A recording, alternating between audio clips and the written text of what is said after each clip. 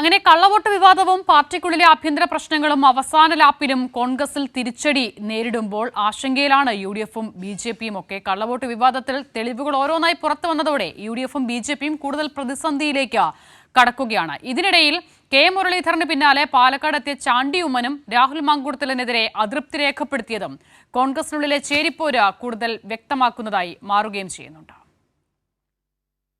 നൃപൻ ചക്രവർത്തി വിവരങ്ങൾ നൽകാൻ ചേരുകയാണ്. നൃപൻ, തെരഞ്ഞെടുപ്പിന്റെ ആദ്യഘട്ടം മുതൽ തന്നെ കെ മുരളീധരനും ചാണ്ടി ഉമ്മനും സ്വീകരിച്ച നിലപാട് അത് പൊതുസമൂഹത്തിന് വളരെ വ്യക്തവുമാണ്. ഏറ്റവും ഒടുവിൽ മുതിർന്ന നേതാക്കളൊക്കെ ഇടപെട്ടിട്ടാണ് ഇരുവരും പാലക്കാടേക്ക് എത്തുന്നത്. ചാണ്ടി ഉമ്മൻ ആ നിലയിൽ തന്നെയാണ് ഇന്ന് മണ്ഡലത്തിൽ എത്തിയത്.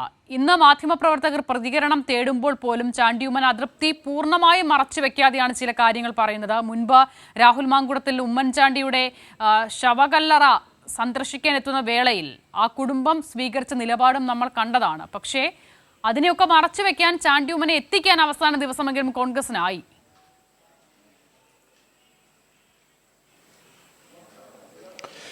അത് തന്നെയാണ് ഈ തെരഞ്ഞെടുപ്പിന്റെ തുടക്കം മുതൽ കോൺഗ്രസിനെ അലട്ടുന്ന പ്രത്യേകിച്ച് ആഭ്യന്തര പ്രശ്നങ്ങൾ. കെ മുരളീധരൻ ഉയർത്തിയത്, DCCയുടെ കത്ത്, തുടർന്നുള്ള ഈ നീലപ്പെട്ടി വിവാദം. അവസാനം മുരളീധരൻ എത്തി രാഹുൽ മാങ്കൂട്ടത്തിന് വോട്ട് തേടി. ഒരു തവണ മാത്രമാണ് രാഹുൽ മാങ്കൂട്ടത്തിന്റെ പേര് പറഞ്ഞത്. അപ്പോഴും മുരളീധരൻ പൂർണ്ണമായി VD സതീശനെ തള്ളി.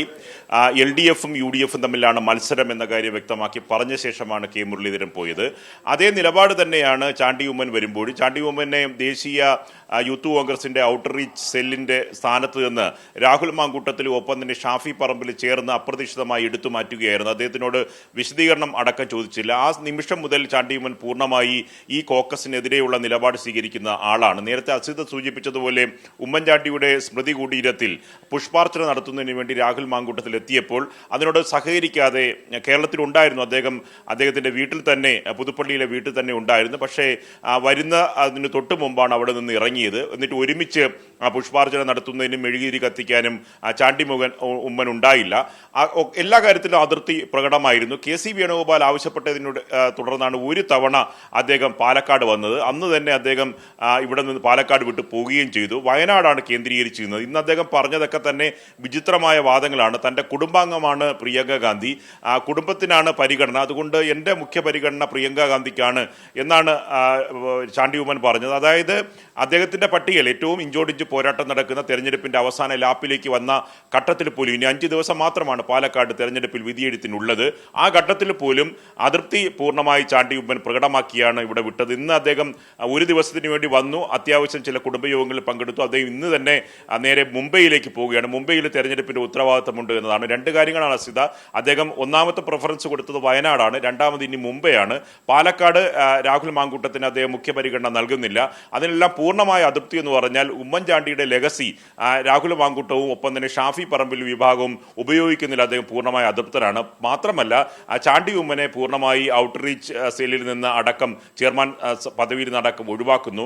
അദ്ദേഹത്തെ കേരള രാഷ്ട്രീയത്തിൽ ഒരു കോർണർ ചെയ്യാനുള്ള ശ്രമവും ഈ A ഗ്രൂപ്പിന്റെ പറ്റി മുഴുവൻ തങ്ങൾക്കാണ് എന്ന അവകാശവാദത്തിലേക്ക് ഷാഫി പറമ്പിൽ ഏറ്റെടുക്കുന്നതുമാണ്. യൂത്ത് കോൺഗ്രസ് തെരഞ്ഞെടുപ്പുമായി ബന്ധപ്പെട്ടൊക്കെ തന്നെ വലിയ തരത്തിലുള്ള തർക്കമുണ്ടായിരുന്നു. ചാണ്ടി ഉമ്മന്റെ വാദം കെട്ടിരുന്നില്ല. ഉമ്മൻചാണ്ടി പറഞ്ഞ പേരല്ല യൂത്ത് കോൺഗ്രസിന്റെ സംസ്ഥാന അധ്യക്ഷനായി വന്നത്. അങ്ങനെയാണ് രാഹുൽ മാങ്കൂട്ടത്തിൽ യൂത്ത് കോൺഗ്രസിന്റെ സംസ്ഥാന അധ്യക്ഷനാവുന്നത്. ഇതിലൊക്കെ തന്നെ വലിയ അതിർത്തിയുണ്ട്. A വിഭാഗത്തിന്റെ അതിർത്തി എത്രമാത്രം വലുതാണ് എന്നതാണ് ചാണ്ടി ഉമ്മൻ ഇന്ന് പാലക്കാട് വിട്ടുപോകുമ്പോൾ മനസ്സിലാകുന്നു. ഒപ്പം തന്നെ കെ മുരളീധരൻ, I വിഭാഗത്തിന്റെ നേതാക്കളുടെ അതിർത്തി കെ മുരളീധരൻ പ്രകടമാക്കി. രണ്ട് പ്രധാനപ്പെട്ട ഒരു നിരീക്ഷണം എന്ന് പറയുന്നത്, കേരളത്തിൽ പ്രത്യേകിച്ച് പാലക്കാട് ചർച്ച ചെയ്യാൻ പോകുന്നത് 2 മുതിർന്ന നേതാക്കൾ, ഒന്ന് കെ കരുണാകരന്റെ മകനും മകളും പൂർണ്ണമായി സ്ഥാനാർത്ഥിക്കെതിരാണ്. ചാണ്ടി ഉമ്മൻ, അതായത് ഉമ്മൻചാണ്ടിയുടെ മകനായ ചാണ്ടി ഉമ്മൻ, A വിഭാഗത്തിന്റെ ഇപ്പോൾ അനന്തരാവകാശിയായി അതിന്റെ തുടർച്ചയായി അവകാശപ്പെടുന്ന ചാണ്ടി ഉമ്മനും ഇക്കാര്യത്തിൽ അതൃപ്തരാണ്. അതുകൊണ്ട് I വിഭാഗങ്ങളുടെ അതിർത്തി ഇപ്പോഴും പ്രകടമായി തന്നെ പാലക്കാട് നിലനിൽക്കുന്നുണ്ട്. കത്ത് വിവാദത്തിൽ മാത്രം ഇത് അവസാനിക്കുന്നില്ല.